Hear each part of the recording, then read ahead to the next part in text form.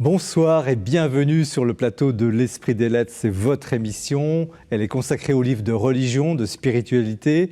Cathéo vous la propose chaque mois en lien avec le Jour du Seigneur, la Procure, qui nous reçoit ici dans cette magnifique librairie Place Saint-Sulpice à Paris. C'est aussi une émission de Noël. Et c'est une émission spéciale parce qu'elle est dédiée aux livres qui ont été publiés sur Notre-Dame de Paris. Nous avons donc 4 invités, non pas 3 comme d'habitude, mais nous aurions pu en recevoir presque le double, tant la belle dame, Notre-Dame, a inspiré les talents, et c'est tant mieux. Notre-Dame de Paris, vous l'avez vue à la télévision, vous l'avez admirée, vous l'avez peut-être vue en réel, vous l'avez regardée. Ce soir, nos 4 invités vont la faire parler. Ils vont traduire finalement le langage de Notre-Dame de Paris à travers ses sculptures, ses symboles, ses peintures.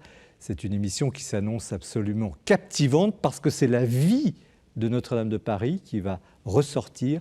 Notre-Dame va nous parler, Notre-Dame de Paris. Paul Amblard, bonsoir. Bonsoir. Vous êtes une historienne de l'art, une auteure que nous avions reçue l'an passé pour votre très beau La Chambre de l'âme. Et vous revenez chez le même éditeur, Salvatore, avec un Notre-Dame de Paris, Les symboles des pierres. Vous décryptez justement la signification de toutes les sculptures et symboles visibles de Notre-Dame de Paris. Cette cathédrale que l'on croyait muette, finalement, vous en faites une sorte de livre ouvert et vous la lisez pour nous. C'est aussi passionnant que vivant. Vous faites parler Notre-Dame de Paris. Jean-François Blondel, bonsoir. Bonsoir.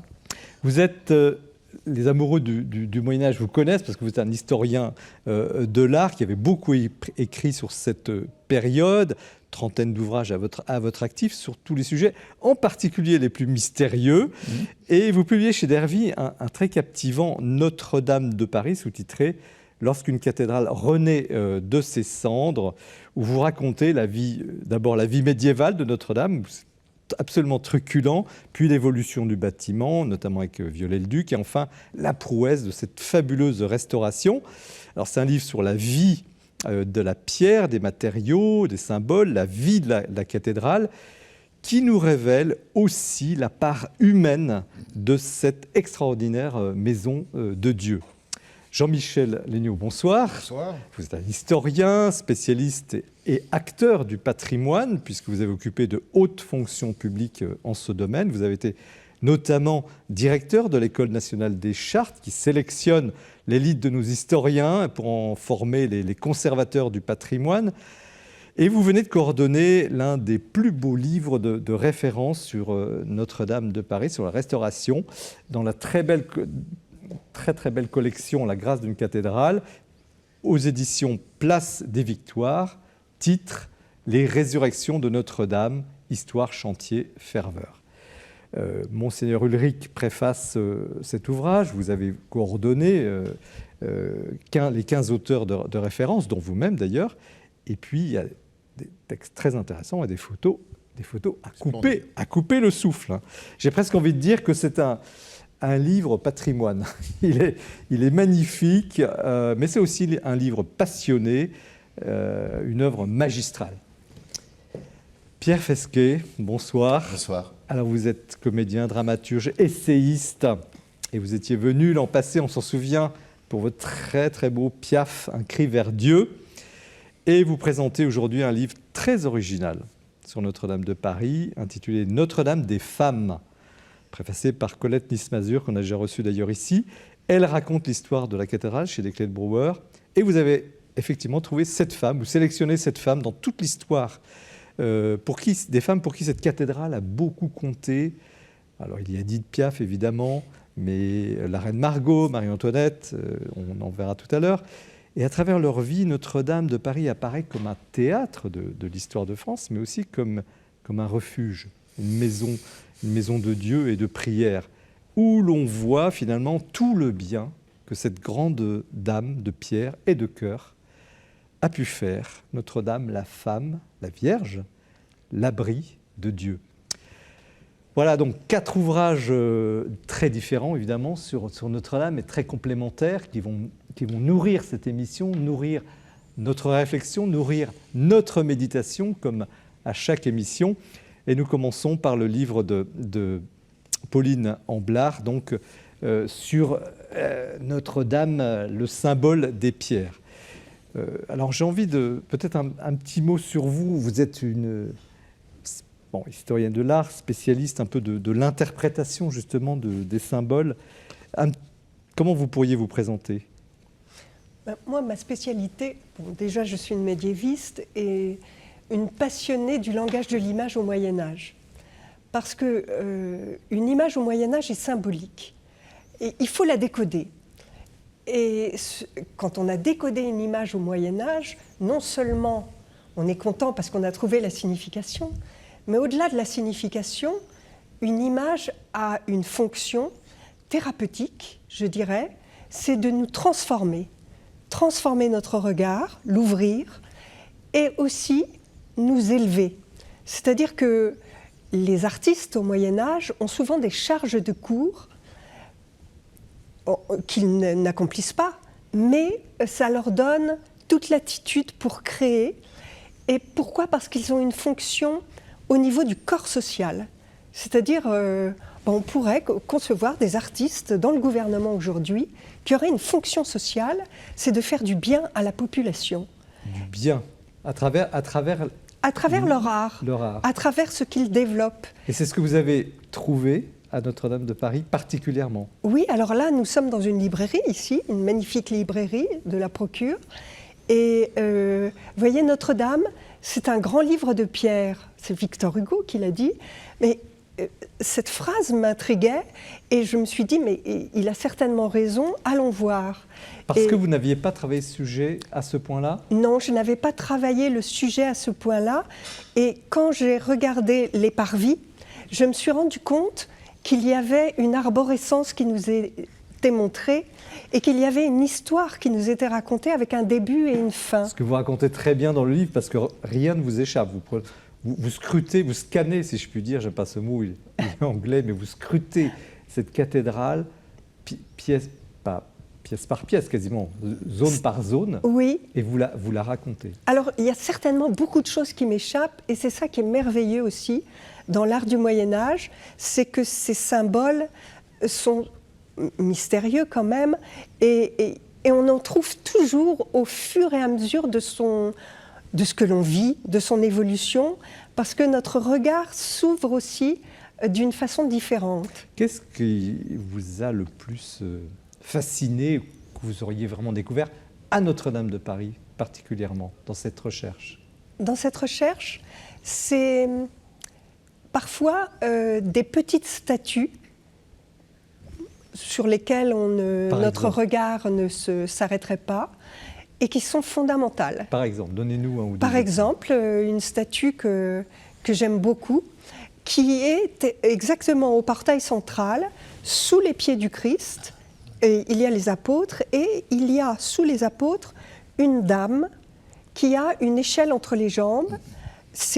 Elle est posée sur un trône, donc elle est en position d'autorité, elle trône, et elle a 2 livres dans les mains, un fermé, un ouvert.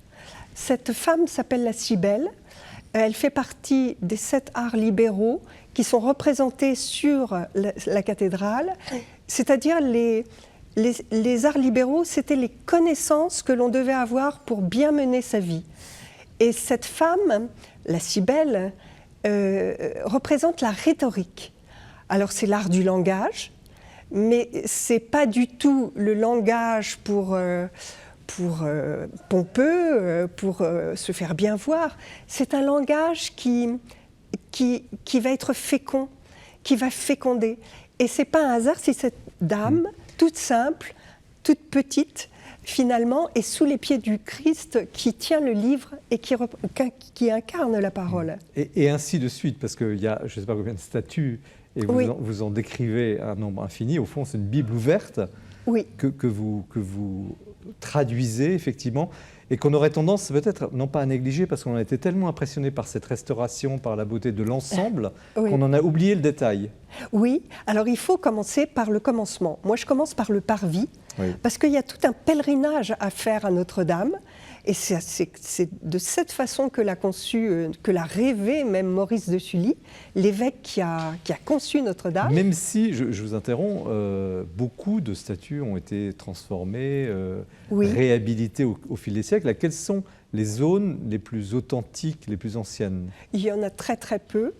Mais il faut dire, on en parlera certainement, du travail de Viollet-le-Duc. Il a compris que Notre-Dame, c'était un grand livre. Rappelez-nous la date pour le Viollet-le-Duc, à peu près la période où il est intervenu. 40, milieu du il a fait un 19e siècle. concours, il a participé à un concours qu'il a gagné, et en fait, cet homme a compris qu'il fallait être exactement comme les architectes aujourd'hui. Il a compris qu'il fallait être dans la continuité du Moyen Âge, qu'il fallait refaire au maximum Alors, à l'identique. si on oublie Viollet-le-Duc, et si on se dit on est face à la cathédrale, je veux voir la partie d'avant la plus authentique, la plus ancienne.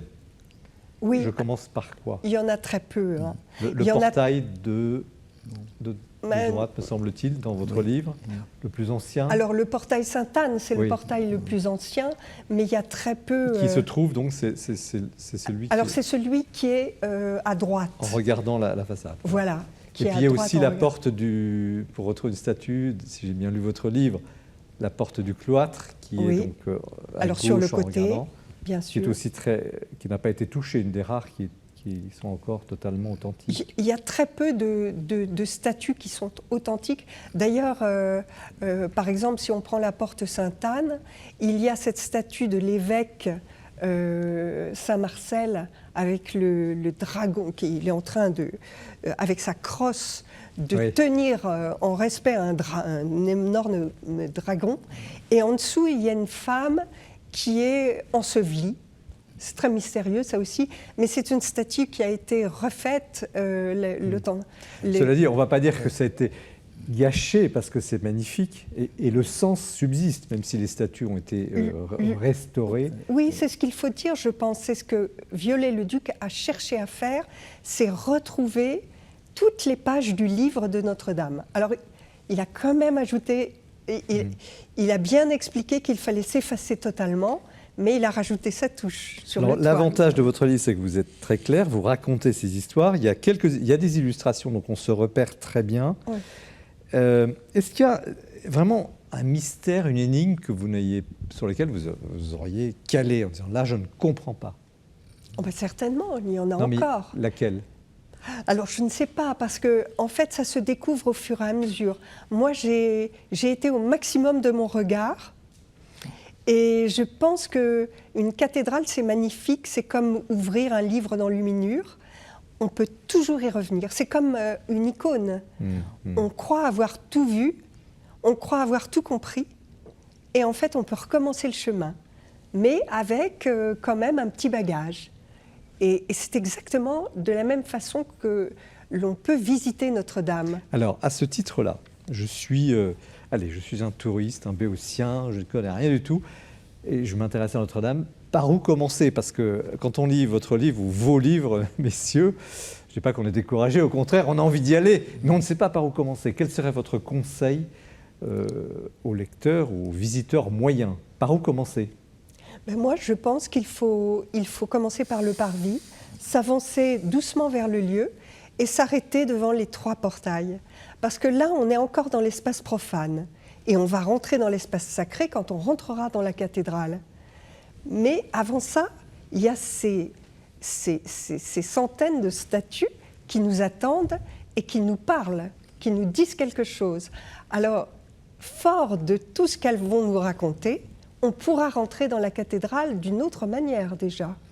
Mais c'est comme ça qu'il faut commencer. Il faut commencer par la porte la plus ancienne, c'est la porte Sainte-Anne, Parce que, Donc à droite en entrant, en regardant la cathédrale. Parce que d'une façon formidable, ils ont réutilisé, les architectes ont réutilisé l'ancien portail de la cathédrale Saint-Étienne.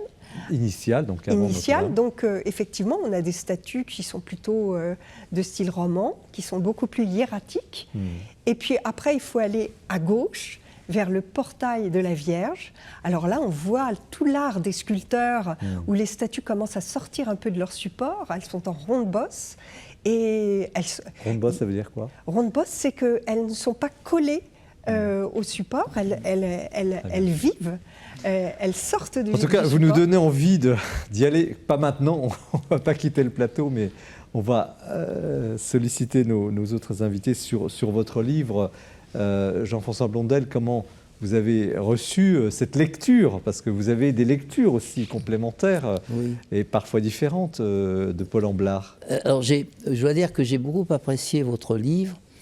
Vous êtes allé très loin dans la description justement des différentes parties de Notre-Dame. J'ai beaucoup aimé la façon dont vous décrivez le lieu de vie qu'est la cathédrale. On soigne dans la cathédrale, vous vous dites que tel lieu n'est pas loin. Et alors c'est cette image d'un lieu concret de vie où on échange, on parle, on soigne. Et puis aussi le fait, à un moment donné, vous avez une très belle image, vous dites que finalement c'est notre œil qui rend vivante la cathédrale. J'ai beaucoup aimé cette image. Jean-Michel Legnaud. J'ai trouvé qu'en parlant du sculpteur et des programmes, une question par derrière est posée, qui est de savoir qui fournit le programme et comment se nourrit le dialogue entre celui qui fournit le programme et l'artiste. Celui qui fournit le programme, c'est certainement pas l'artiste. Au Quattrocento, en Italie, les programmes sont extrêmement verrouillés. Et les par l'Église, donc, bien sûr, par le commanditaire ecclésiastique. Il ne s'agit pas de dévier de ce qu'il y a à dire, et c'est assez logique. Et donc on a cette corrélation entre l'artiste et celui qui commande le programme. Et ça me paraît très intéressant. C'est-à-dire qu'en fait, rien n'est gratuit, ou probablement, parce qu'on n'a pas la trace. C'est une chose qui était très frappante dans les commentaires qu'on a eus à l'occasion de la restauration de Notre-Dame et tout ça, les 7 et 8 décembre, c'est que finalement, on parle du monument, de sa restauration, et on a très peu parlé, au fond, du sens du lieu. Et j'ai été très frappé en lisant vos livres, et notamment le vôtre, de l'importance du sens de ce lieu qui est décrit à travers les sculptures. Alors, est-ce que finalement, est-ce que ce n'est pas une déviation des spécialistes de l'art, excusez-moi, qui ne retiendraient que la forme et oublieraient peut-être le sens biblique? Ah, très probablement, en France, oui. Toute l'histoire de l'architecture médiévale est une histoire qui se sépare du sens, qui ne va s'intéresser qu'à la forme, au mode de construction, et pas à ce pourquoi le monument était. Est-ce qu'on ne passe pas à côté du sujet, justement? C'est pour ça que je me recite immodestement, mais j'avais intitulé mon premier passage « À la gloire de Dieu », ce que personne n'a dit récemment à propos de la cathédrale. C'est qu'en fait, c'est un édifice qui a été construit pour cela. Est-ce que c'est une cécité laïque, trop laïque, de la laïcité, un aveuglement? C'est une mentalité positiviste de l'intellectualité française. Jean-François Blondel. Oui, je vous rejoins tout à fait. Je pense que c'est effectivement l'intellectualité laïque, comme vous venez de le dire. Et puis, depuis le 19e siècle, malgré tout, on a une pensée cartésienne, rationaliste. L'homme du Moyen-Âge vivait à travers le symbole. On a parlé des symboles tout à l'heure. Les symboles lui parlaient certainement beaucoup plus qu'aujourd'hui, que chez l'homme du XXIe siècle, parce que c'est à cause de notre formation, c'est à cause de notre culture rationaliste que nous avons depuis le XIXe siècle, effectivement. Pierre Fesquet, dernier point de ce débat qui passe trop vite.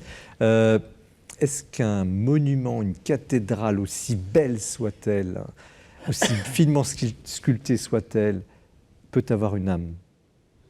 Je pense, oui. Je pense à Charles Péguy et aux poètes qui ont été bouleversés à la conversion de Paul Claudel. Ouais. C'est une âme une âme de pierre qui parle à nos âmes. Est-ce que c'est ce que vous avez recherché, Paul? Moi, j'ai essayé de rechercher le regard qu'un homme du Moyen-Âge posait sur une cathédrale. Et je me suis posé une question toute simple. Pourquoi des hommes entreprenaient un tel chantier, certains mouraient sur les chantiers, en sachant pertinemment qu'ils ne verraient pas le lieu fini? Donc pourquoi entreprenaient-ils de bâtir un lieu immense qu'ils ne verraient jamais construit? Et cette simple question justement rejoint la question du sens pour moi. C'était que, en fait, ils nous laissaient un message dans la pierre. Et c'était fondamental pour eux de concentrer dans les statues et dans aussi toute l'architecture du lieu, parce que ça a un sens également, l'orientation d'une cathédrale vous le décrivez très bien. Et c'était important pour eux de laisser comme une encyclopédie à la fois. On n'a pas parlé de ça, mais c'est à la fois une Bible, mais c'est une encyclopédie de la nature, Notre-Dame.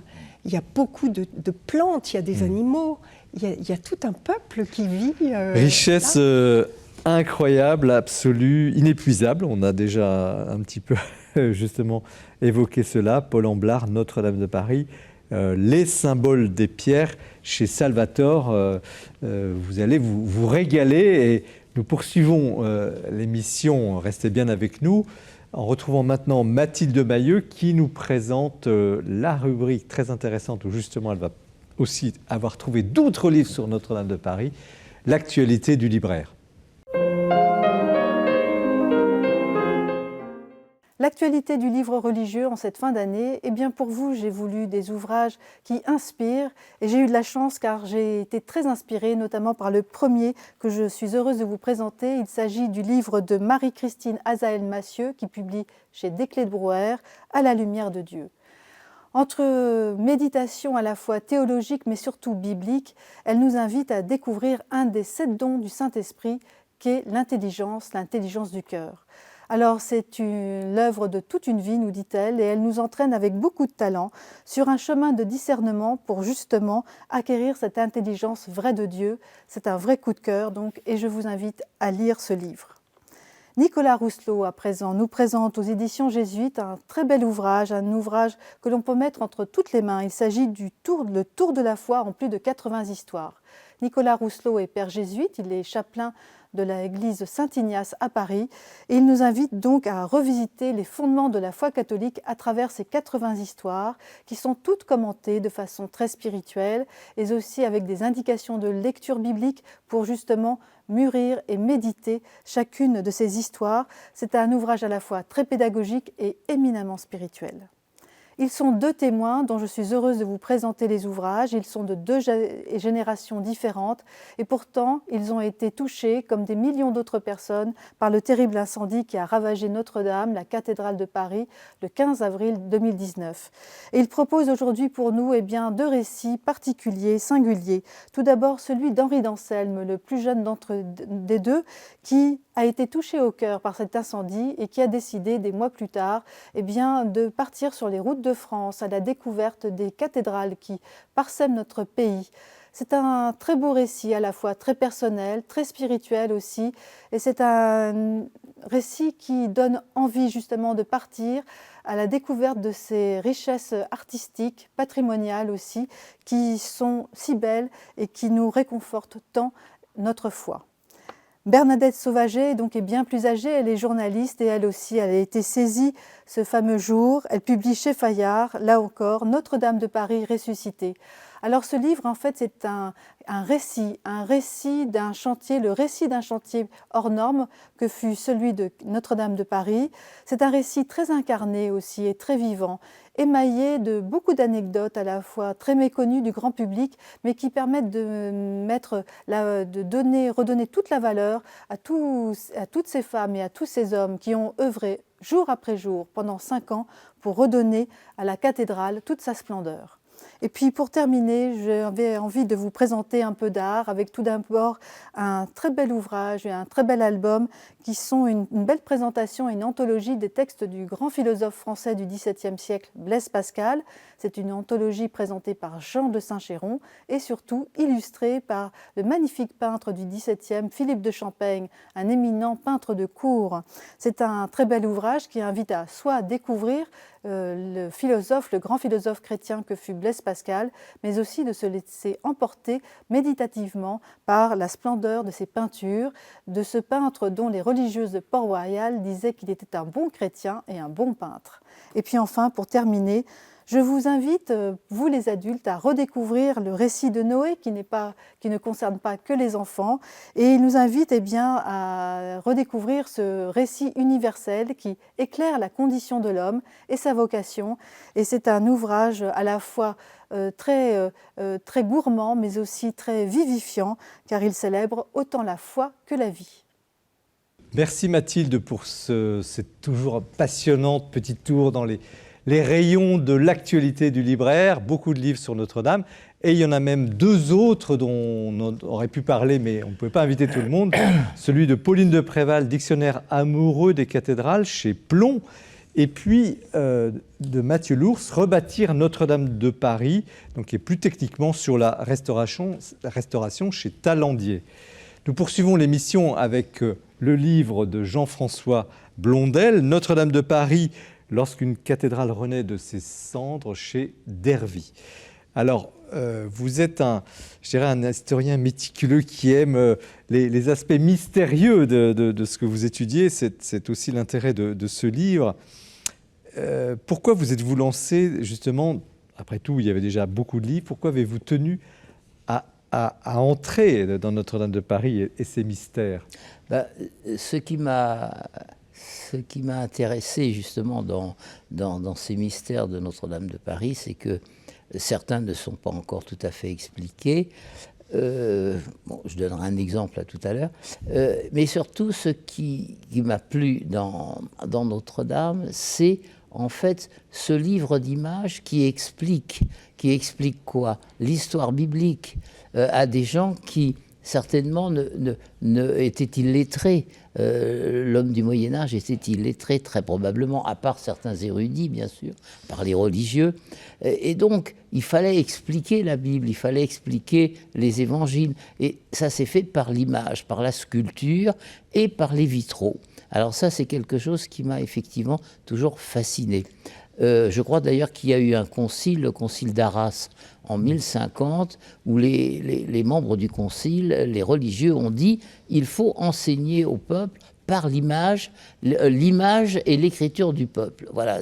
Et effectivement, je pense que c'est un des buts de toute cette stature. Je vous cite effectivement, concile d'Arras, citation, « Les âmes simples et les illettrés trouveront dans l'Église ce qu'ils ne peuvent connaître par l'écriture. Oui.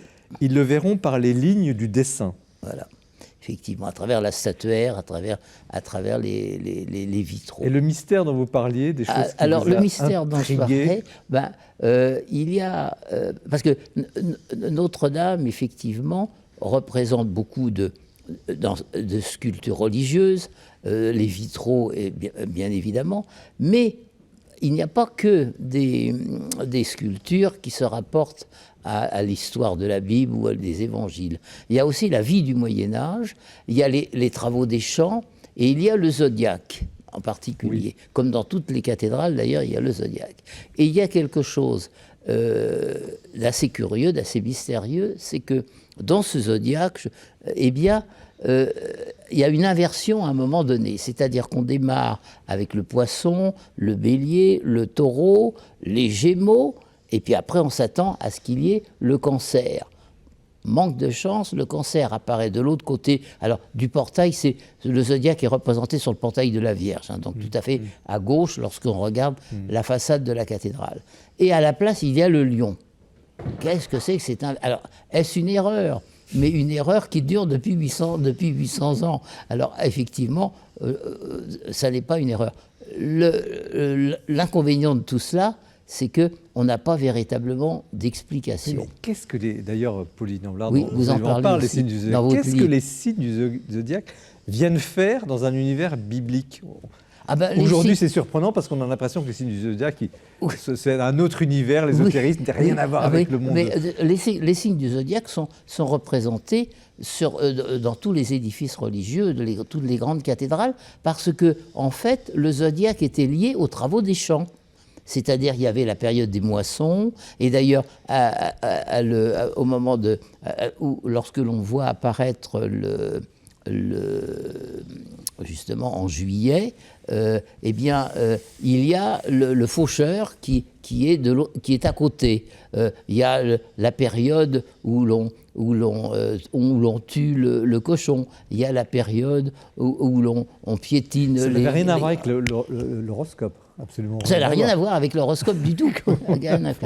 Ça n'a rien à voir du tout. Il n'y a pas du tout d'idée d'horoscope là-dedans. Parce qu'en fait, on était dans un monde médiéval, on était dans un monde rural, un monde où tout le travail se faisait dans les campagnes.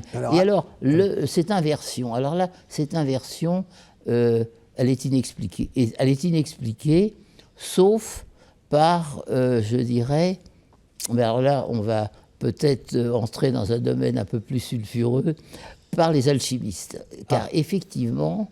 vous avez un chapitre complet sur les j'ai un chapitre alchimistes. complet, enfin un petit chapitre.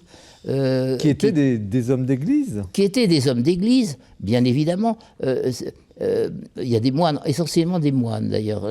C'était les moines, Basile Valentin par exemple. C'était quoi des alchimistes? C'était des philosophes ou des physiciens? Alors, ils étaient un petit peu tous là. C'est-à-dire qu'en fait, la grande idée des alchimistes, c'est que la matière était mal faite. Depuis la chute originelle, la matière, en quelque sorte, s'est engluée dans cette chute.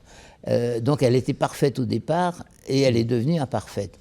Pour les alchimistes, la matière était constituée de deux éléments qu'ils appelaient le soufre et le mercure, mais qui n'ont rien à voir avec le soufre de la classification des éléments et le mercure, ce sont des principes. Le principe du soufre, le principe du mercure.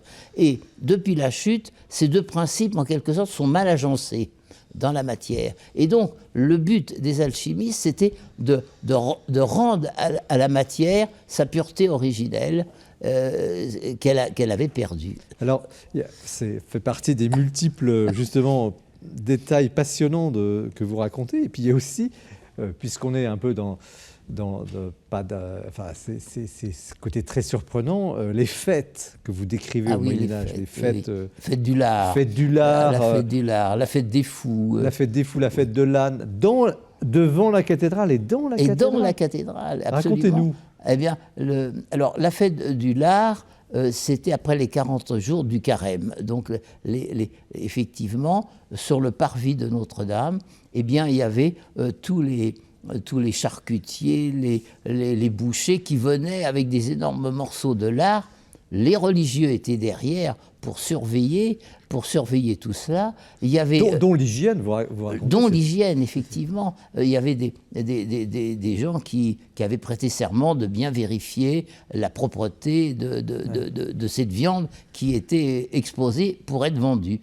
Et donc, cette fête du lard, en fait, elle durait 4-5 jours et effectivement, l'emplacement était réservé, était très réservé, et effectivement, les marchands devaient payer. Mais quel était le sens de ces fiestas? Parce que les détails que vous donnez, quand même, ça peut aller assez loin, mais il y avait une forme de licence après une période de jeûne, de carême. De carême. C'était une certaine licence qui était autorisée. C'était un défoulement, je dirais, un petit peu un défoulement. Alors que l'on retrouve dans la fête des fous. Alors la fête des fous, c'était, je crois, me souvenir après Noël, et donc on était élu un pape des fous, un évêque des fous, et tout ce monde-là, l'âne qui entrait dans la cathédrale, et c'était le défoulement. Donc une parodie, une autodérision. Oui, en même temps. Une autodérision. Mais alors, ce qui est très curieux, c'est que l'Église n'était pas du tout opposée à ce genre de manifestation. Donc on peut penser que effectivement ces fêtes-là servaient un petit peu de, comment dirais-je, d'échappatoire. Ou d'échappatoire, oui, peut-être à un moment de sérieux, de recueillement, de prière. Il fallait laisser en quelque sorte le côté animal de l'être humain de se manifester. C'est un des intérêts de votre livre, parce qu'on a là, c'est pour la partie plutôt médiévale, mais après il y a tout le reste passionnant, effectivement, à la même enseigne. Enfin, vous scrutez vraiment beaucoup d'histoires et d'éléments, c'est vraiment passionnant. Pierre Fesquet, comment, comme laïc, comment vous recevez un peu cette histoire un peu méconnue, où finalement la vie de la cité est complètement imbriquée dans cette vie religieuse? J'ai l'impression qu'il y a plus de vie que maintenant. Enfin, c'est ça. Et moi, qui suis metteur en scène, j'aimerais bien, j'aurais aimé vivre un petit peu toutes ces cérémonies, en fait. Et ça signifie quoi aussi pour l'Église? Est-ce qu'on n'a pas perdu un peu un sens pas de la fête, parce qu'il y a encore des fêtes, mais du rire, de la capacité de... Oui, ou des spectacles comme les mystères dans les parvis. Enfin, Jean-Michel Legnaud, ça vous laisse... Il faut penser déjà que cette partie de la cité était extrêmement peuplée. Entre l'ancien palais du roi et la cité de l'archevêque, de l'évêque et des chanoines, il y a tout un ensemble, à l'emplacement de l'Hôtel-Dieu et du tribunal de commerce actuel, il y a un bâti extrêmement dense, avec énormément de monde, et des gens qui vont devenir de plus en plus pauvres. Ça va durer jusque dans les années 1840. Donc ces gens ont besoin de se retrouver dans la rue, ils peuvent vivre chez eux. Et ça signifie que Notre-Dame est un lieu totalement public, oui. Et alors, religieux ou très probablement, enfin, je pense que les chanoines ont dû quand même, à partir d'un certain moment, faire régner une certaine discipline à l'intérieur de la cathédrale. C'est la raison pour laquelle on a construit des jubés, entre autres. Jubé, donc c'est partie ces espaces à l'intérieur de la cathédrale réservés au culte canonial. Mais sur ces fêtes des fous, ce qui est amusant de comprendre, aussi de savoir, c'est que à la Sainte-Chapelle, en plein palais du roi, il y avait aussi la même fête des fous, en même temps. Donc on peut imaginer un Paris livré tout d'un coup à des événements, et ça a été supprimé par Louis XIV, en fait, au motif que c'était une atteinte à l'ordre public, finalement, et à la décence. C'est le maître mot du XVIIe siècle, la décence. Paul Amblard, comment vous en parlez? Les deux livres se complètent d'ailleurs, mais ces côtés truculents... Ce côté très vivant de Notre-Dame. Oui, parce qu'on oublie beaucoup, parce qu'on n'a pas du tout le même rapport aujourd'hui à ce lieu, ni d'une église, ni d'une cathédrale d'ailleurs. Avant, les gens passaient à Notre-Dame. Ils arrivaient avec leur sac, avec leurs carottes, ils venaient prier, mais ils venaient aussi discuter. Il faut vous dire que toute la nef, elle était libre, il n'y avait pas de siège. Et donc les gens venaient aussi simplement parce que c'était un lieu qui leur appartenait. C'était Notre-Dame. Notre-Dame, c'est une mère, donc une mère qui accueille. C'est Marie avec son grand manteau qui accueille tout le monde. Et les habitants avaient cette notion-là. Est-ce qu'on n'est pas en train de perdre cette vocation, entre guillemets, publique, ouverte à tous? Alors, je ne vais pas entrer dans la polémique d'entrée payante et tout ça, ce n'est pas l'objet de l'émission, mais est-ce qu'on n'a pas à trop bien faire, à trop bien restaurer, à rendre quelque chose de presque parfait? Est-ce qu'on n'est pas en train de perdre l'âme du lieu? Je pense que oui, on est en train de perdre l'âme du lieu. Nous vivons dans un monde qui est réglementé, où il y a beaucoup d'interdits, un monde où finalement il y a ce qu'on a le droit de faire et il y a ce qu'on n'a pas le droit de faire. Et effectivement, je pense qu'on a perdu l'esprit.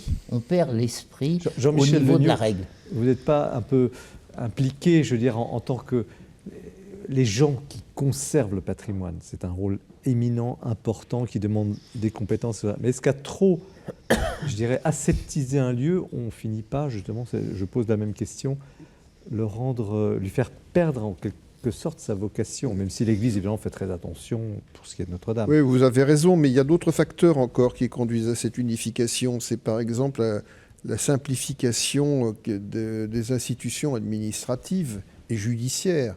Sous l'Ancien Régime, le chapitre de Notre-Dame a un pouvoir judiciaire. C'est lui qui s'occupe de l'ordre public à l'intérieur de la cathédrale. Il a ses propres agents. C'est lorsqu'un condamné, quelqu'un est condamné à mort au Châtelet, il passe devant Notre-Dame et là, il doit faire amende honorable. S'il ne fait pas amende honorable, c'est-à-dire s'il ne se repent pas, il ira directement en enfer. Donc il y a toute cette imbrication de pouvoir qui fait que déjà le système est extrêmement complexe. C'est à partir de la modernité d'après la Révolution, tous ces pouvoirs ont disparu et il n'est resté que l'État, le département de la Seine puis la ville, le chapitre... Que faudrait-il faire aujourd'hui pour justement ne pas sombrer dans un monument trop aseptisé, y compris pour l'Église, où il faut quasiment prendre rendez-vous pour aller à la messe? Comment faire? Je pense qu'aujourd'hui, Notre-Dame est ramenée à deux rôles, ou plus exactement à un grand rôle puis un petit rôle. Le grand rôle, c'est le rôle liturgique, qui, à mon avis, devient de plus en plus important par rapport à ce qui se passait il y a 50 ans. Et puis, il y a le rôle de cathédrale nationale, qui est de plus en plus discuté, il faut bien le reconnaître, de moins en moins admis, mais qui se produit encore de temps en temps. Et là, ça devient... Notre-Dame reprend tout d'un coup des couleurs inattendues. Mais je pense que l'évolution de la vie liturgique à l'intérieur de Notre-Dame peut conduire à beaucoup de transformations. Pierre Fesquet, vous partagez ce point de vue, cette double vocation et comment justement garder l'âme, on en parlait tout à l'heure, de ce lieu? Oui. Moi, j'ai quand même senti lors des cérémonies là, à Notre-Dame, qui étaient retransmises jusqu'aux États-Unis, qu'il y avait un engouement à nouveau pour la cathédrale à la fois officielle et liturgique. Et on se demandait tout à l'heure d'ailleurs si on retrouverait les cierges. On parlait d'éventuels cierges électriques. Nous avons eu peur parce que ce sont les cierges qui ont noirci, qui ont noirci. Restez bien avec nous. C'est l'heure du coup de cœur et nous retrouvons Jean-François Rode. Aujourd'hui, j'ai la joie de vous présenter un livre rare, la correspondance entre deux grandes personnalités, Marguerite Opnaud et le pasteur Marc Bogner. Le pasteur Bogner, je pense, est bien connu de beaucoup d'entre nous. Il fut une haute figure du protestantisme français, donc théologien, prédicateur, très bon orateur. Pendant la guerre, il a pris des positions courageuses et publiques contre l'antisémitisme et les lois de Vichy. Il s'est ouvert très vite à l'écuménisme. Et puis, il a donc été élu à l'Académie française. Et pendant des décennies, il a un peu incarné l'Église réformée de France. Donc, une grande figure. Et une autre grande figure, c'est Marguerite Opnaud, peut-être un peu moins connue, qui mériterait de l'être. Elle, catholique, laïque, mariée, mère de 5 enfants. Elle a vécu une grande expérience spirituelle avec son mari d'abord, et puis quand il est décédé, seul. Et elle a fondé un mouvement spirituel, Sève, qui est toujours très bien vivant aujourd'hui, et qui a pour devise « être, aimer, servir, unir ». Si vous voulez connaître un peu plus Marguerite Opnaud, beaucoup de ses livres sont encore disponibles. Je cite en particulier un extrait de son journal spirituel qui s'appelle « La main de Dieu ». Alors la rencontre entre ces deux personnes s'est produite en 1953 et elle a été, si vous me passez l'expression, un coup de foudre spirituel entre les deux. Et elle a été vécue par l'un et par l'autre comme vraiment providentielle.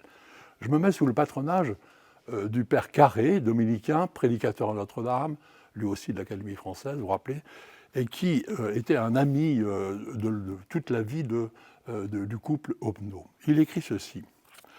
Pendant des années, un pasteur de l'Église réformée de France et une catholique ont longuement correspondu, en toute liberté d'esprit et de cœur. Alors que les relations entre catholiques et protestants étaient encore victimes de préjugés centenaires, le pasteur, Marc Bogner, et Marguerite Opnaud vécurent en profondeur une communion qui, sans estomper les divergences de leurs églises, trouva sa force et sa vérité dans la foi et l'amour de Dieu.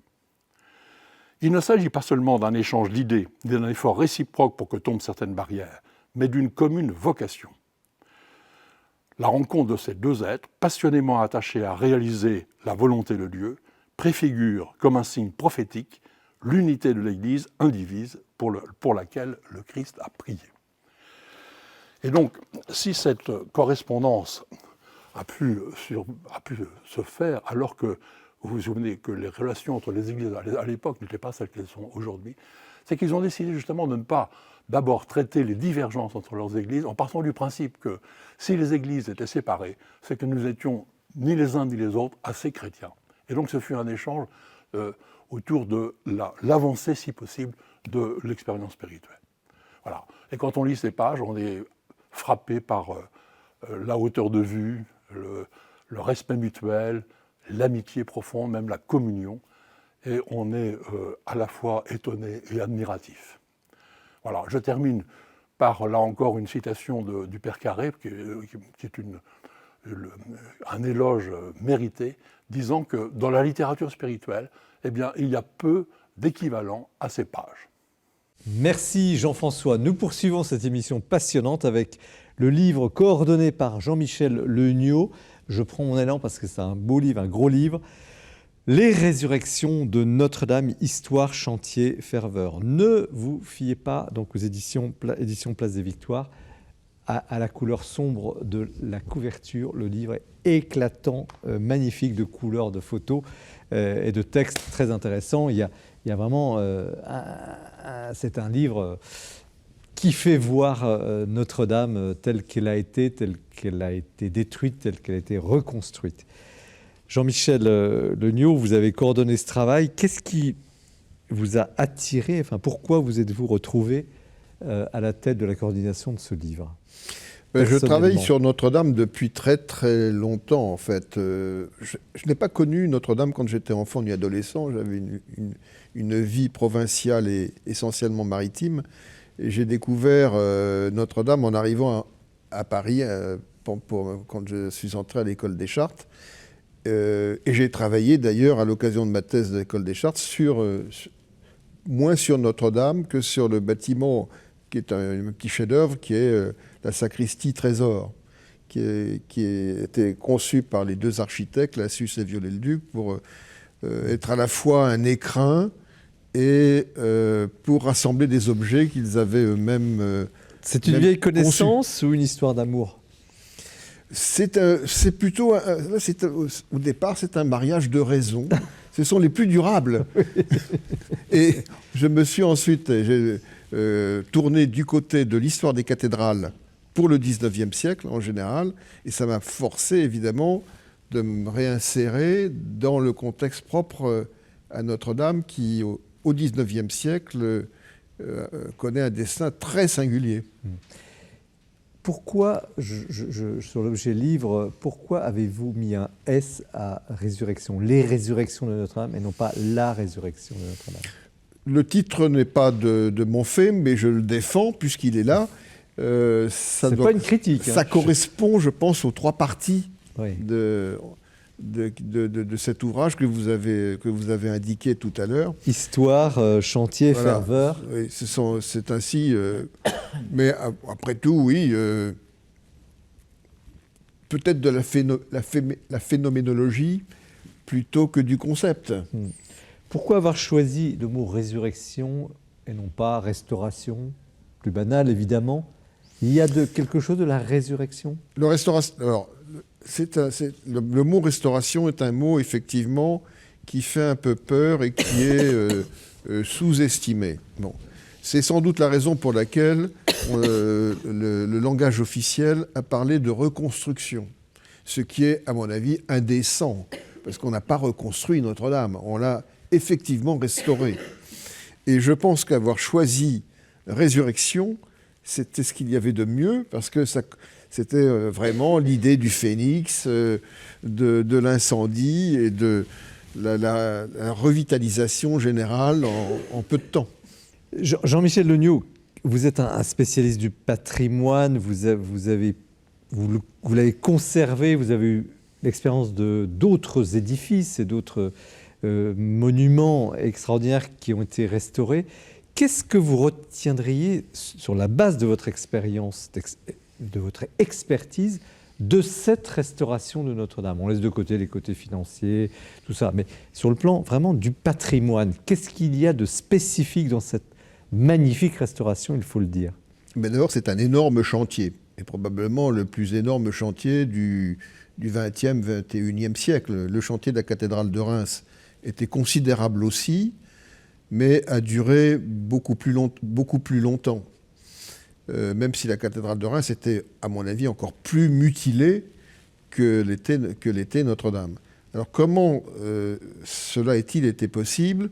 Par une innovation administrative que Jacques Lang avait soufflé au président de la République, la création d'une structure entièrement dédiée à la restauration. Mais ça, c'est l'aspect administratif. Non, mais ce qui a permis déjà de sortir complètement, c'est pas seulement de l'administration, ça a permis de sortir de toute une série de procédures qui conduisent à des restaurations habituelles.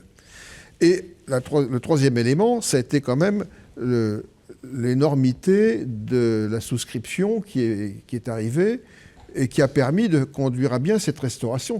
S'il n'y avait pas eu de souscripteurs, la cathédrale serait encore en ruine aujourd'hui. Il faut quand même bien penser à ça.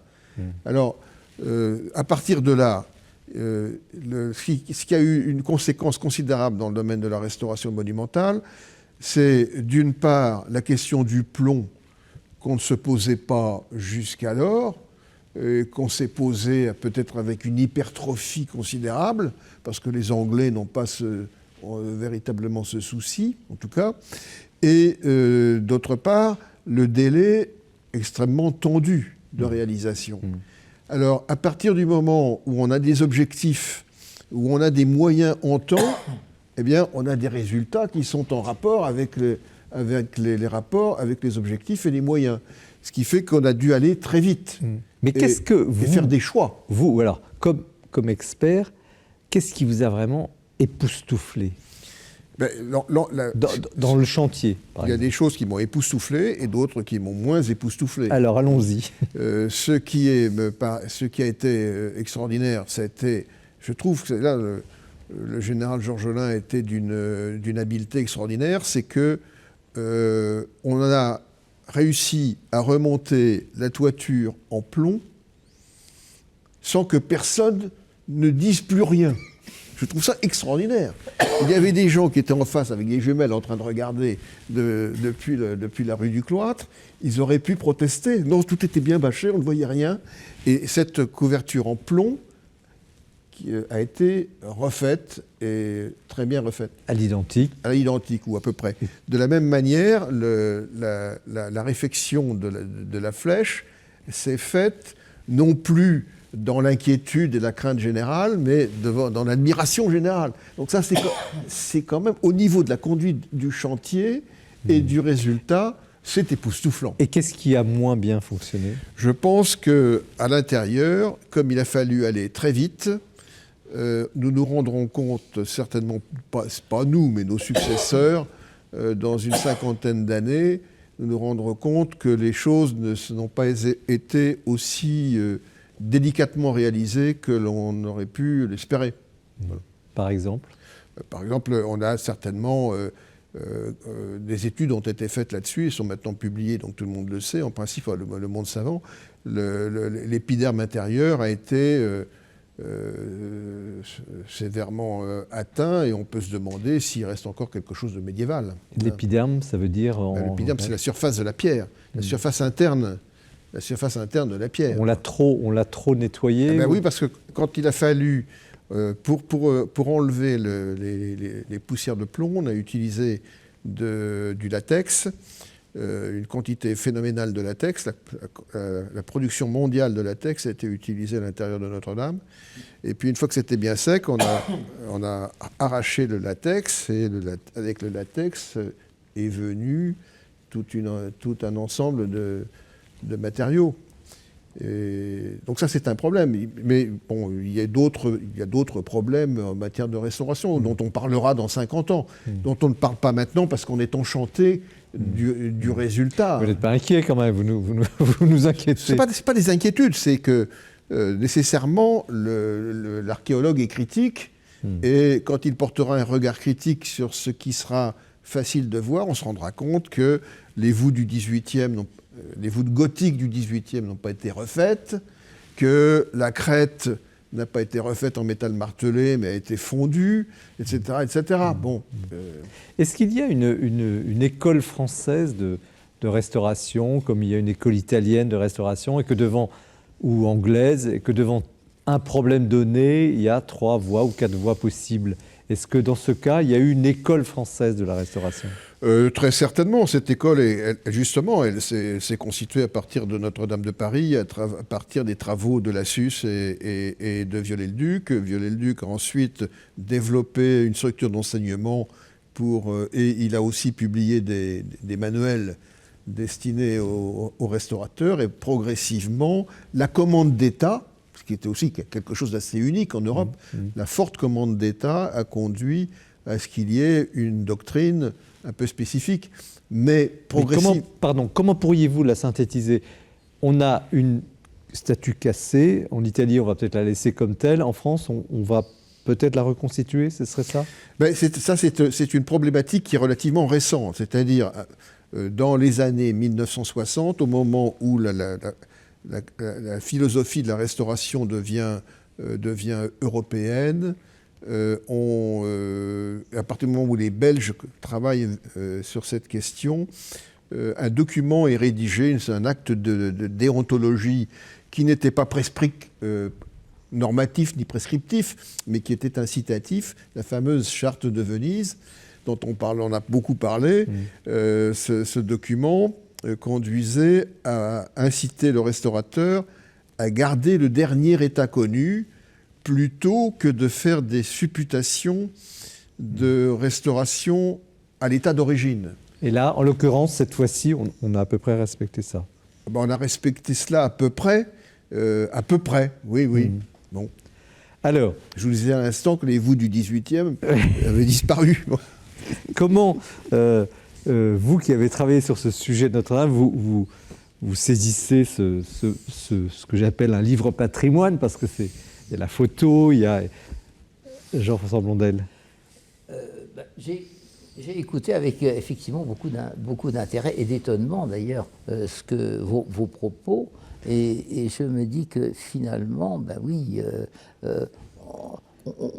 on restaure soi-disant à l'identique, mais il y a toujours effectivement peut-être par souci d'économie, par souci de rapidité, on escamote en quelque sorte. Par souci de modernisation. De souci de modernisation. Vous parliez des voûtes du XVIIIe, effectivement, je me dis, mais mince, oui, elles ne sont pas restaurées véritablement comme elles auraient dû l'être. Est-ce que ce n'est pas une discussion de spécialistes? Parce qu'en définitive, Paul Amblard, vous qui avez un regard plus, je dirais peut-être plus esthétique, plus féminin aussi, est-ce qu'on peut se satisfaire de cette restauration telle qu'elle est aujourd'hui? Je pense d'ailleurs, ce qu'il y a d'étonnant, et c'est un grand paradoxe, et le livre le rappelle, c'est que s'il n'y avait pas eu cet incendie magistral, il n'y aurait pas eu ce chantier titanesque qui a permis de restaurer Notre-Dame comme jamais. D'ailleurs, c'est la phrase, je la cite, parce que vous écrivez « L'incendie a sauvé la cathédrale ». Mais oui, quel paradoxe. C'est très marquant. Et donc, on a pu quand même mener à bien ce chantier de restauration parce qu'il y a eu cet émoi mondial avec ces fonds qui sont arrivés. Et alors, il y a certainement des choses fâcheuses. Et moi, la petite, le défaut, je pense, de cette rapidité du chantier ça serait que le jubé, où on a retrouvé ces têtes de jubé, ces morceaux de jubé dans dans le sol du chœur, on n'a pas pu fouiller jusqu'au bout. Et ça, c'est quand même un grand regret. Pierre Fesquet, toujours sur le livre, votre réaction? Oui, ce livre, moi je me suis promené dans la cathédrale, on l'a regardé en famille, il est extraordinaire, on est dans la cathédrale, à l'extérieur. Je disais qu'on voit aussi des photos d'obsèques du commandant Charcot, avec tout les... Oui, parce qu'à partie historique, il y a des documents, il n'y a pas que des photos. Et puis en termes de temps, je me dis oui, dans 50 ans, donc mes enfants pourront voir peut-être les petits défauts apparaître, c'est ça. Je ne pensais pas que ça serait Alors, si vite. Le temps passe vraiment trop vite ce soir et l'émission est vraiment passionnante, merci. À qui, je pose la question à chacune et à chacun, à qui appartient Notre-Dame en définitive? À qui appartient Notre-Dame? À l'État, à l'Église, au peuple français, aux artistes, aux savants Parmi tous les dons qui ont été faits, j'ai trouvé cette phrase extraordinaire. C'était relaté dans la fabrique de Notre-Dame, vous savez, cette revue qui a été faite. Et sur un chèque, il y avait un post-it, et sur un post-it, il était marqué cette phrase, pour moi extraordinaire, « Il y a en nous tous un peu de Notre-Dame ». Donc ça veut dire que, effectivement, Notre-Dame, elle est universelle, en quelque sorte, que l'on soit ici en France ou à l'étranger. Il y a un peu de Notre-Dame un peu partout. Pierre Fesquet? L'autre jour, je me rendais à Notre-Dame et j'inscrivais Notre-Dame sur mon portable et il a écrit Notre-Dame D''A-M-E. Voilà. Magnifique. Jean-Michel Legnaud. Mais moi, je rappellerai qu'à partir de la Révolution et de l'Empire, on a considéré que Notre-Dame appartenait à la nation. C'est une notion qu'on a complètement oubliée et qu'on a vidée de son sens juridique au profit de l'État. Maintenant, on dit Notre-Dame appartient à l'État. Je préférerais qu'on dise à la nation, parce qu'au moins, ça englobe toutes les sociétés qui constituent la nation, et en particulier la société religieuse, dont de temps en temps on cherche plutôt à mettre à la porte. Et à partir du moment où on dit c'est une société, c'est un édifice qui appartient à la nation, on est forcé de penser à l'international. Surtout avec le développement des moyens de communication et du tourisme. Donc c'est une cathédrale monde. C'est une cathédrale monde qui surtout, à mon avis, n'appartient pas à l'État. Il faut arrêter de penser ça. Réducteur, Paul Amblard. Oui, moi, la même chose. Une cathédrale n'est pas bâtie pour un roi, un président, une nation. C'est beaucoup plus vaste que ça, une cathédrale. Une cathédrale, c'est un signe d'élévation, c'est une échelle plantée en terre. Et ça s'adresse non seulement aux habitants du petit périple autour de Notre-Dame, donc des Parisiens, mais ça s'adresse aux Français, ça s'adresse au monde. D'ailleurs, on a vu l'émoi total et les petits messages aussi qui arrivaient quand Notre-Dame a rouvert. Qui arrivait nous disant, nous félicitations pour les travaux de Notre-Dame. Et je pense que c'est comme un ami, mais d'ailleurs ça porte le nom de Notre-Dame. Ça s'adresse à l'humanité, Notre-Dame. Et qui est Notre-Dame? C'est la toute dernière question de ce plateau. Qu'est-ce que c'est que cette cathédrale? C'est une église? C'est quoi? Comment vous pourriez la... Pour moi, c'est une atmosphère. Une atmosphère. Quand on entre dans cet énorme volume, vous imaginez l'homme du Moyen-Âge qui... bien sûr, il y a des grands édifices, Saint-Hernin de Toulouse, par exemple, mais dans cette gigantesque construction, pris dans ce volume extraordinaire, et nous, c'est pareil. Il y a une espèce de souffle, d'air qui bouge, des sons qui sont diffus. Une lumière. Il y a des lumières. On sait qu'il s'y passe quelque chose de plus ou moins mystérieux selon qu'on est catholique ou pas. Je pense que c'est d'abord le volume intérieur qui Pierre Fesquet. Pour moi, c'est un vaisseau de pierre qui traverse le temps. Il y a vraiment une relation avec le temps. Ouais. Paul Amblard. Pour moi, Notre-Dame, en fait, nous représente. C'est-à-dire que on traverse la nef, on traverse l'ombre et on va vers la lumière de l'autel. Et c'est tout le chemin de vie qui nous est proposé. Donc cette cathédrale, finalement, elle fait écho à ce qu'on est profondément. Ouais, Jean-François Blondel. Bah oui, je rejoins un petit peu ce que vient de dire ma voisine. Là. En fait, la cathédrale, c'est une croix latine. C'est une croix latine. Et d'ailleurs, il y a une chose qu'on n'a pas dit, c'est qu'à Notre-Dame de Paris, lorsqu'on regarde l'axe de la nef, et lorsqu'on regarde le chœur, on s'aperçoit qu'il y a une légère inclinaison. Alors, voulu ou pas voulu. Alors, il y a deux théories. En un mot, c'est peut-être le Christ qui a été représenté sur la croix avec sa tête qui est légèrement penchée par rapport à... C'est une hypothèse. Très belle définition. Merci.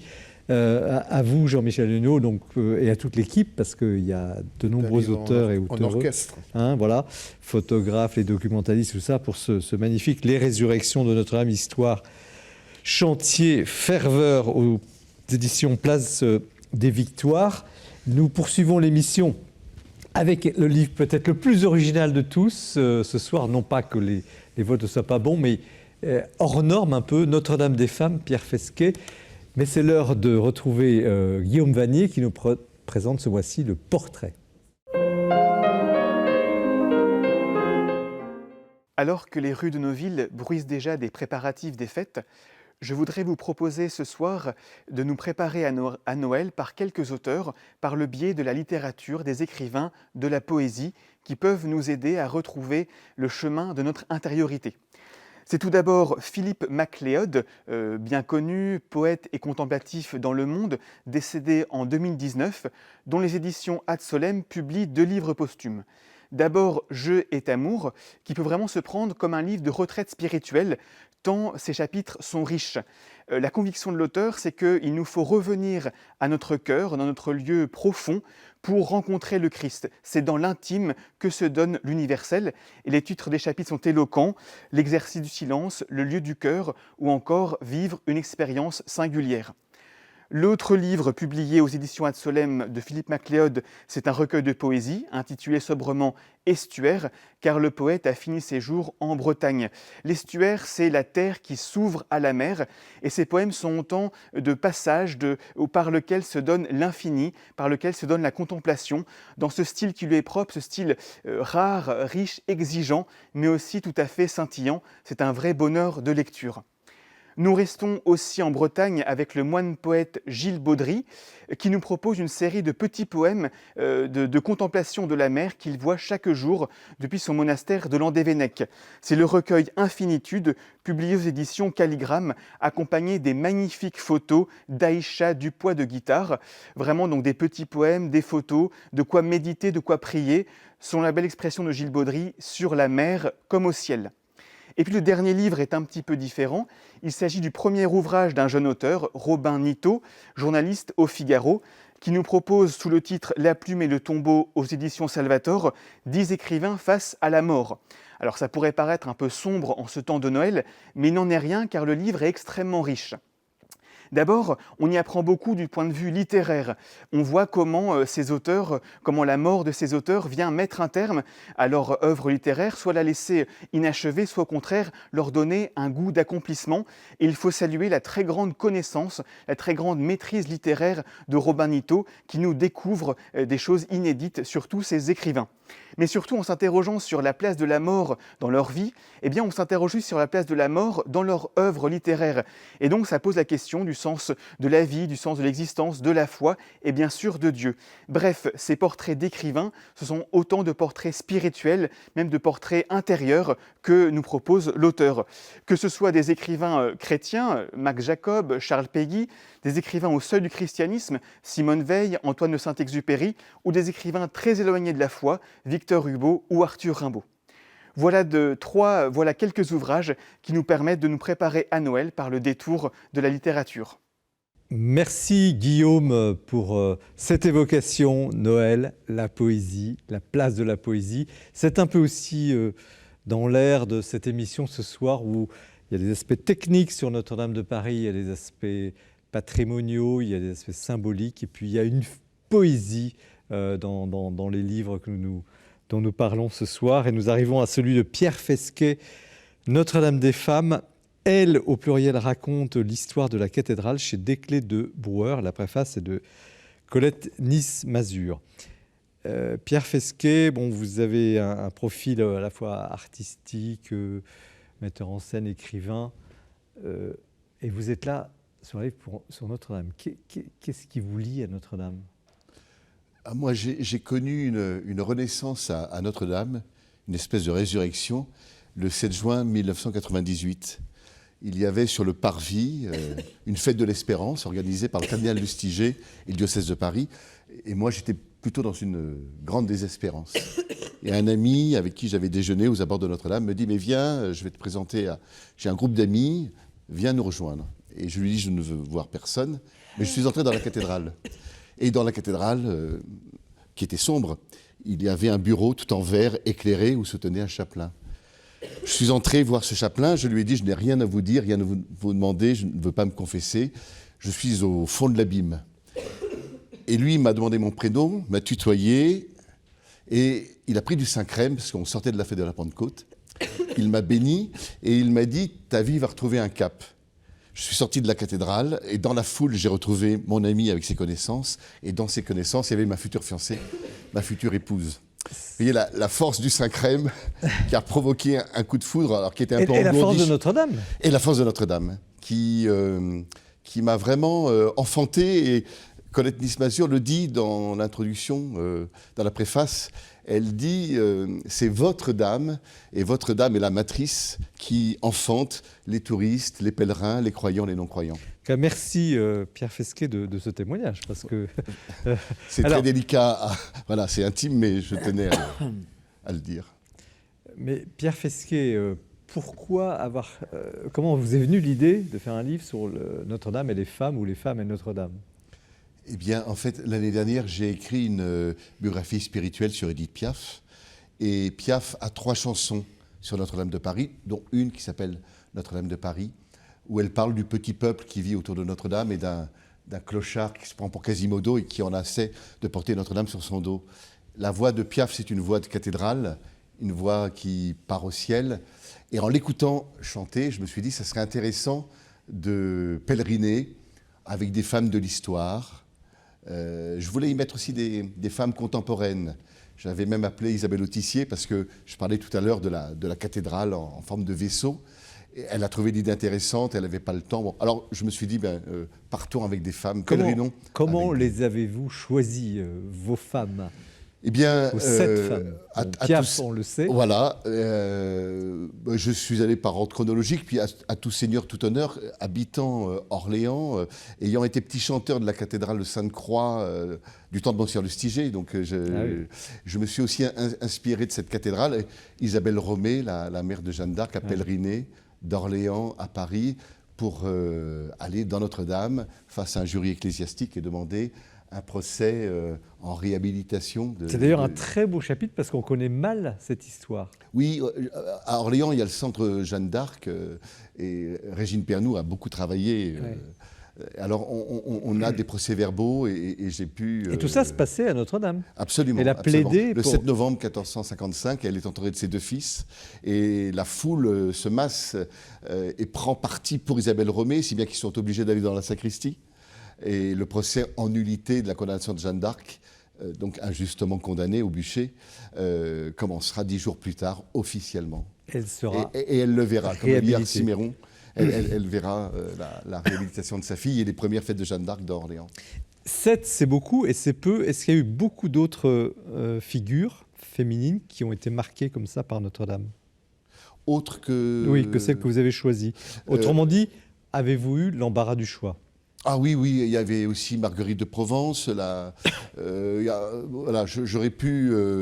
mais je me suis cantonné peut-être à des femmes que je connaissais un peu. Alors, les gens liront, et j'encourage, mais si on laisse de côté Édith Piaf, dont vous avez parlé, Isabelle de Romé, quel est le profil ou la femme qui vous a le plus marqué ? Sans doute Isabelle Romée, mais également Marie-Antoinette et le dernier passage des souverains, le 10 février 1790, ils vont consacrer la France au cœur immaculé de Marie et au Sacré-Cœur de Jésus. Ils sont à genoux et ça m'a beaucoup ému. Hein. Il y a plus les cloches ne sonnent plus, l'orgue ne jouera pas. Ça, c'est quelque chose de très émouvant. Il y a Madame Élisabeth aussi, et ça sera leur ultime pèlerinage à Notre-Dame de Paris. Et comment vous reliez ça à l'histoire de France? C'est évident si on prend les dates et tout ça, mais ma question porte sur peut-être la vocation de Notre-Dame de Paris, qui est le témoin physique, j'oserais dire l'enclos au sens moyenâgeux du terme, de la cité un peu parfaite que représentait toute cette architecture. Notre-Dame est là. Allez, osons-le, c'est une question, une sorte de gardienne de l'histoire de France. Colette Nice-Mazur, Colette dit c'est la matrice, et c'est cette mère de Pierre qui enfante les grands de ce monde comme les petites gens. Et je pense aussi à toutes ces âmes. Je parlais de tout à l'heure ce qui m'est arrivé le 7 juin 1998, mais je pense qu'il y a une multitude de miracles qu'on ne connaîtra jamais et qui se sont passés dans le sanctuaire. Est-ce que c'est quand même... Il y a à la fois une beauté, il y a ce que vous dites, vous disiez, vous racontiez votre histoire, vous redémarrez, vous retrouvez au fond la vie. Oui. Et puis il y a aussi des larmes, parce que dans toutes les histoires que vous racontez, il y a beaucoup de larmes. Il y a des souffrances, etc., qui arrivent là. Et c'est ce côté peut-être féminin aussi de cette cathédrale, qu'on pourrait dire Notre-Dame des larmes. Oui, absolument. Absolument. Et puis, elle est dédiée aussi à Notre-Dame qui, comme vous le disiez très justement, nous protège de son manteau. Là, c'est un manteau de pierre. Et elle continuera à le faire dans les siècles. Comment vous avez vécu, vous, les 7 et 8 décembre, ça a dû être ces résurrections là, dont on vient de parler. Vous l'avez... Ça a été très fort. Tout à l'heure, je parlais j'ai beaucoup aimé les improvisations à l'orgue parce que toute la maison tremblait. Nous avions un poste de télévision et j'ai trouvé ça extraordinaire. Et j'ai, en revanche, très très mal vécu le 15 avril. J'étais sur la plage d'Omaha Beach avec mes fils. Nous visitions et ma femme. Et c'est cet ami qui m'avait convoqué à Notre-Dame le jour de cette fête de l'Espérance qui m'a téléphoné pour me dire Notre-Dame brûle. Et là, ça a été. Et c'est là peut-être que j'ai senti le miracle qui m'était arrivé. On s'habitue au miracle. Et je me suis dit, si Notre-Dame brûle, c'est ce que j'ai vécu aussi qui s'en ira en poussière. Ce livre est une dette ? Ah oui, absolument. Absolument. Absolument. Comment vous, Paul Amblard, comme femme, vous recevez cette approche de la cathédrale ? Déjà, c'est très original, vous l'avez dit. Et ce qu'on n'a pas souligné, c'est l'écriture, qui est très agréable. Il y a un art de compter les choses. Et c'est très agréable à lire parce qu'on peut prendre le personnage qui nous plaît, on peut y revenir. Moi, j'ai énormément aimé la mère de Jeanne d'Arc. En plus, Pierre Fesquet a un art de mettre en scène. Ça doit venir du théâtre, mais du coup, on est vraiment dans le lieu, l'atmosphère est là, et on voit tout à fait cette femme qui vient plaider pour sa fille, et ça dit beaucoup de choses. Et puis ce que j'ai aimé, c'est qu'il se laisse une grande liberté de choix, justement. C'est-à-dire il y a des personnages historiques, il y a des personnages fictionnels, puisque Esmeralda est là.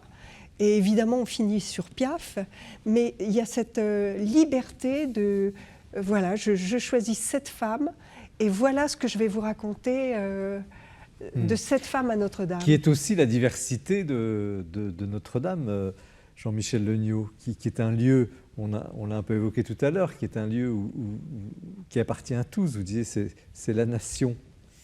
Comment vous régissez sur ce livre ? Le sujet est paradoxal. Et c'est ça qui est intéressant, parce que Notre-Dame. D'abord, la première femme de Notre-Dame de Paris, c'est d'abord la mère de Dieu. Bon. Mais le paradoxe, c'est que cet édifice a été pendant des siècles la cité des hommes, gérée par des hommes, pas de femmes, ou très peu. D'ailleurs, vous en avez un certain nombre, mais pas des quantités, certainement pas autant que d'hommes, il faut bien reconnaître. Donc, ce qui est vraiment intéressant, c'est de partir de ce paradoxe pour essayer d'en savoir plus, justement, sur la présence des femmes. Et ça m'a fait penser à une femme que j'avais repérée dans mes travaux, qui était la comtesse du Nord.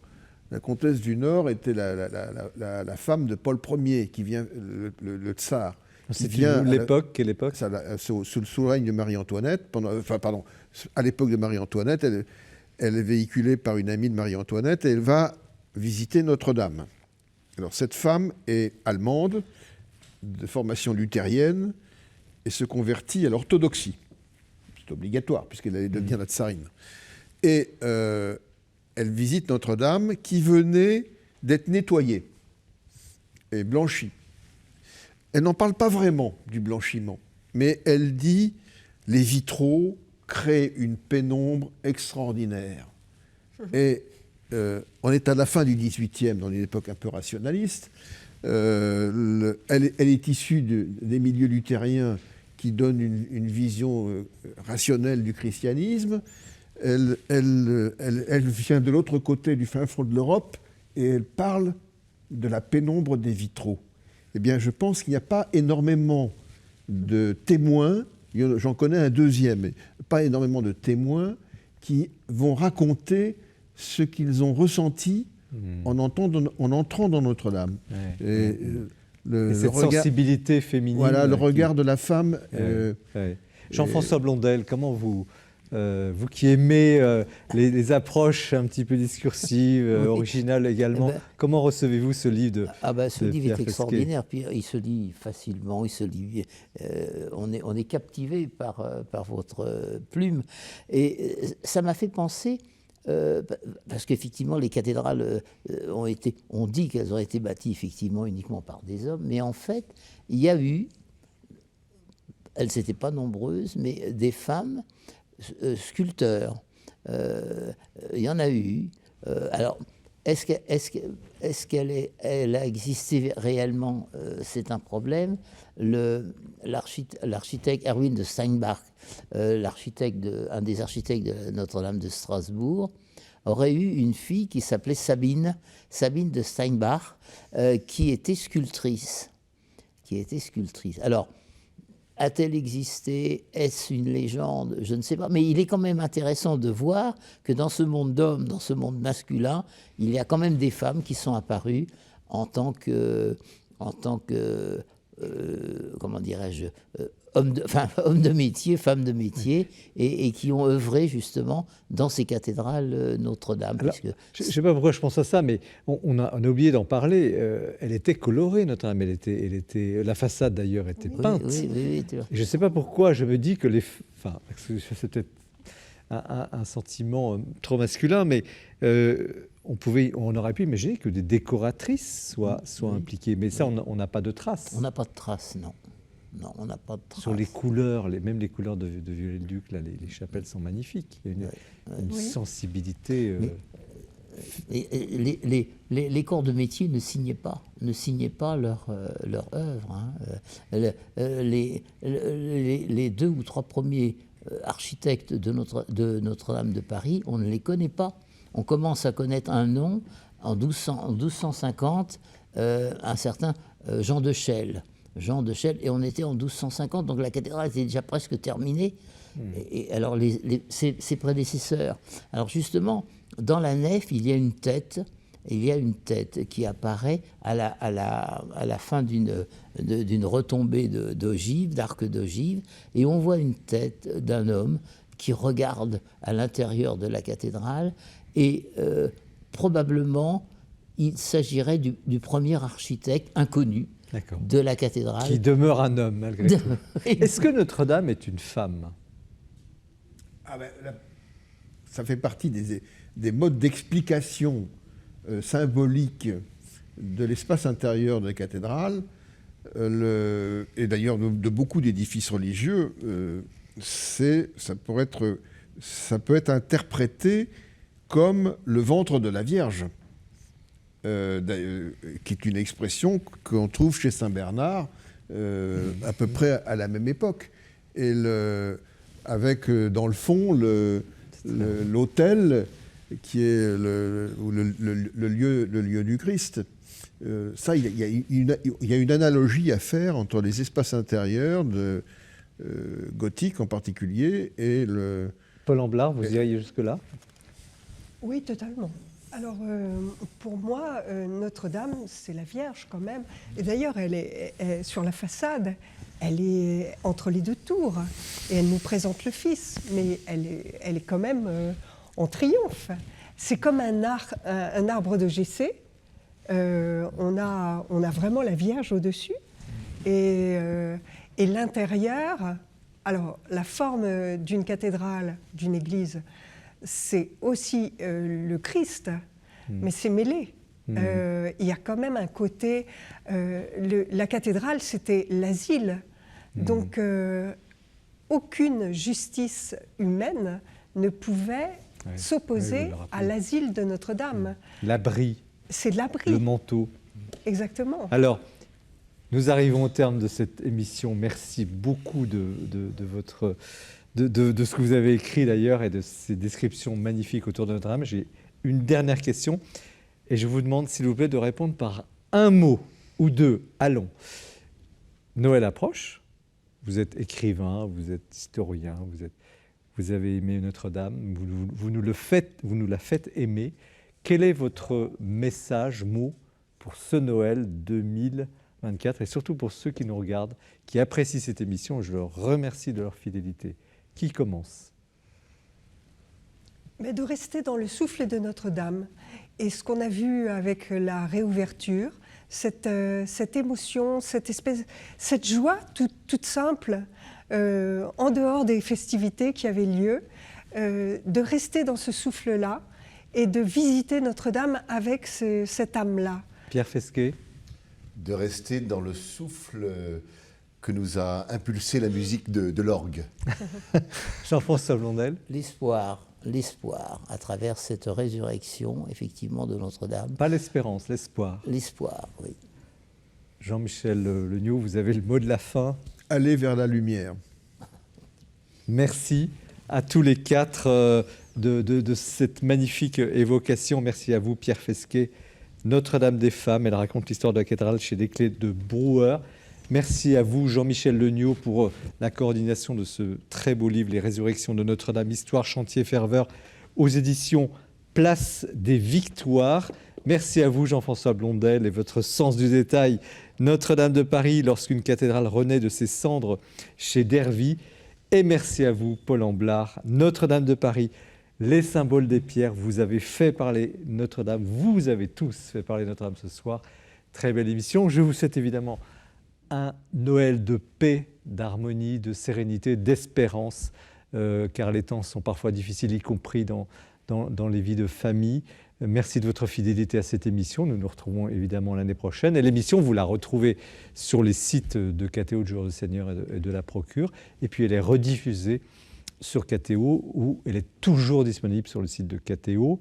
KTO d'ailleurs qui diffuse chaque soir à 17h30 et jusqu'à 18h, 17h30 les vêpres en direct de Notre-Dame et la messe du soir à Notre-Dame. C'est bon à savoir.